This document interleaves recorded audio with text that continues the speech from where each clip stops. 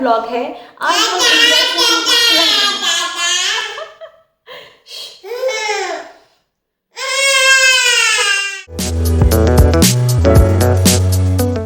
Hey guys, welcome back to my channel.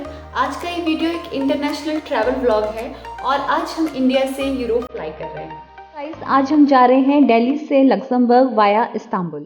तो आज मैं अपने हस्बैंड और बेबी के साथ इंटरनेशनल ट्रैवल करने जा रही हूँ और बेबी के साथ इंटरनेशनल ट्रैवल करना कितना आसान है, कितना डिफ़िकल्ट है, ये सब इस वीडियो में मैं आपको बताऊंगी और अपना फ़्लाइट का एक्सपीरियंस शेयर करूंगी।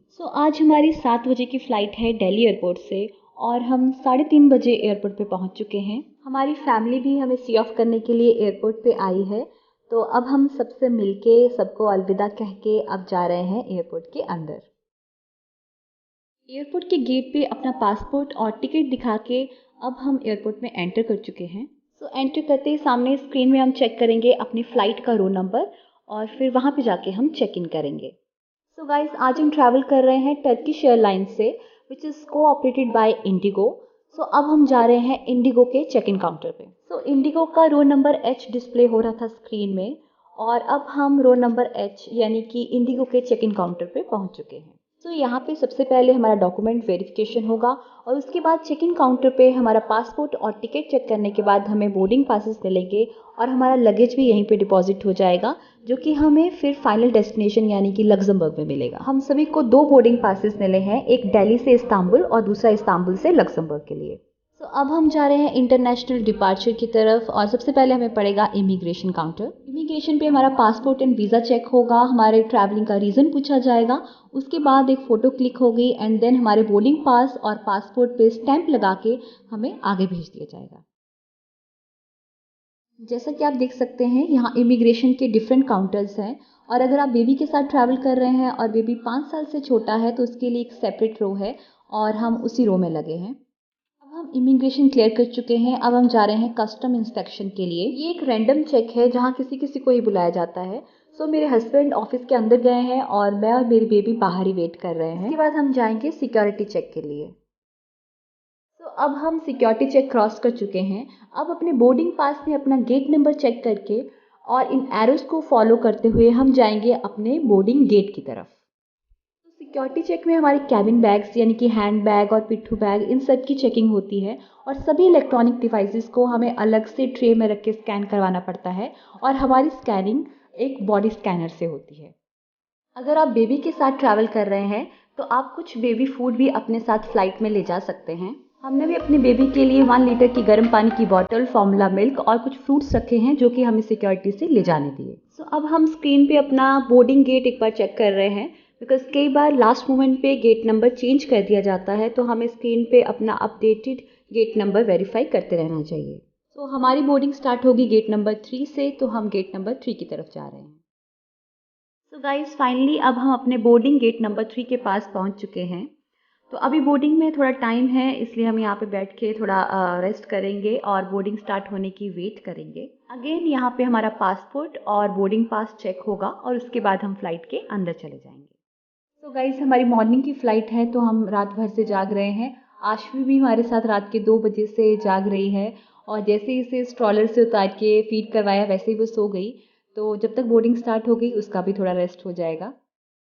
अब बोर्डिंग स्टार्ट हो चुकी है और बेबी का स्ट्रॉलर फ्लाइट के अंदर तक ले जाना अलाउड होता है, इसलिए हम वहाँ पे जाके इसे एयर होस्टेस को हैंड ओवर कर देंगे और लैंडिंग के बाद वो हमें इसे वापस कर देंगे। और इंटरनेशनल ट्रैवल में स्पेशली जहाँ कनेक्टिंग फ़्लाइट्स हो वहाँ बेबी का स्ट्रॉलर ले जाना काफ़ी कन्वीनियंट होता है बिकॉज एयरपोर्ट पे काफ़ी चलना पड़ता है। अब हम फ्लाइट के अंदर अपनी सीट पे बैठ चुके हैं और आशी भी उठ चुकी है और वो काफ़ी एक्साइटेड है। ये टर्किश एयरलाइंस का ही प्लेन है लेकिन जो स्टाफ और जो सर्विसेज प्रोवाइडेड हैं वो इंडिगो की तरफ से हैं। और ये देखिए अंदर से फ़्लाइट, यहाँ पे एक रो में 9 सीट्स हैं और ऑलमोस्ट सभी भरी हुई हैं। और बेबी के लिए अलग से सीट बुक नहीं होती है, उसे गोद में बिठा के ट्रैवल करना पड़ता है। और एयर होस्टेस हमें ये सीट बेल्ट दे के गई है बेबी के लिए, जिसे हमें अपनी सीट बेल्ट के साथ बांधना पड़ेगा और टेक ऑफ और लैंडिंग के टाइम पे हम इसे यूज़ करेंगे। हमारी फ्लाइट टेक ऑफ के लिए रेडी है।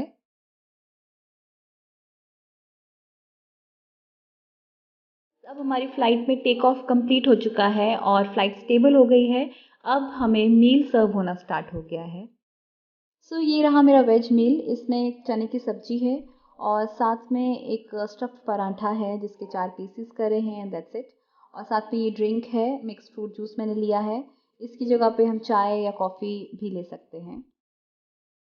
गाइस, अगर मैं बात करूँ फ़्लाइट के ओवरऑल एक्सपीरियंस की, तो कुछ ख़ास मज़ा नहीं आ रहा है। काफ़ी बोरिंग फ़्लाइट है बिकॉज़ लगभग 7 घंटे की फ़्लाइट है और सामने की स्क्रीन भी काम नहीं कर रही है और मील भी बस एक ही बार सर्व हुआ है और उसके बाद कुछ भी सर्व नहीं हुआ और बेबी के लिए भी कुछ अलग से सर्व नहीं हुआ है और इतने टाइम के लिए बेबी को एंगेज रखना, बिज़ी रखना काफ़ी मुश्किल हो रहा है। लेकिन अच्छी बात ये है कि आशवी बंद स्क्रीन के साथ ही अपना टाइम पास कर रही है।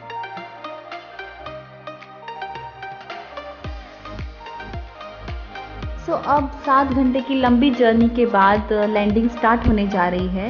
इस टाइम पे बेबी के कानों में काफ़ी एयर प्रेशर फ़ील होता है तो उन्हें कुछ फ़ीड करवाना चाहिए ताकि प्रेशर कम फ़ील हो। तो मेरी बेबी कुछ भी अभी खा नहीं रही है, ना पी रही है, तो इसलिए हम कोशिश कर रहे हैं उसको थोड़ा बिज़ी रखने की। अब हम पहुंच चुके हैं इस्तांबुल एयरपोर्ट पे और फ्लाइट से बाहर निकल रहे हैं।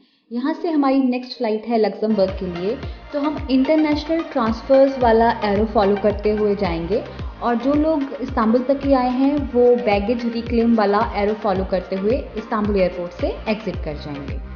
तो इस्तांबुल एयरपोर्ट पे हमारा लगभग 5 घंटे का लेओवर टाइम है और यहाँ पे फिर से हमें सिक्योरिटी चेक से निकल के जाना पड़ेगा और उसके बाद हम फूड कोर्ट पे जाके सबसे पहले कुछ खाएंगे, थोड़ा आराम करेंगे और अपनी नेक्स्ट फ़्लाइट की वेट करेंगे। हमारी लक्ज़मबर्ग की फ़्लाइट में अभी काफ़ी टाइम है और उसका गेट नंबर भी बोर्ड पे डिस्प्ले नहीं हो रहा है, इसलिए हम गेट की तरफ नहीं जा सकते अभी। तो हमने डिसाइड किया है कि हम किड्स ज़ोन की तरफ जाएंगे ताकि आशवी का थोड़ा टाइम पास हो पाए। यहाँ पे किड्स ज़ोन का सिंबल बना है, हम उसी के एरोज़ को फॉलो करते हुए जा रहे हैं। अब हम किड्स ज़ोन में पहुँच चुके हैं, काफ़ी दूर था और यहाँ पे पहुँचते-पहुँचते ही आशवी रास्ते में सो गई। तो जब तक वो सो रही है तब तक हम कुछ खा लेते हैं। किड्स ज़ोन में और भी बहुत सारे बच्चे आ गए हैं और उन्होंने खेलना शुरू कर दिया है और उनकी आवाज़ सुन के आशवी भी उठ गई है और वो इतने सारे खिलौने देख के और बच्चों को देख के काफ़ी एक्साइटेड हो गई है और उसने भी खेलना स्टार्ट कर दिया है।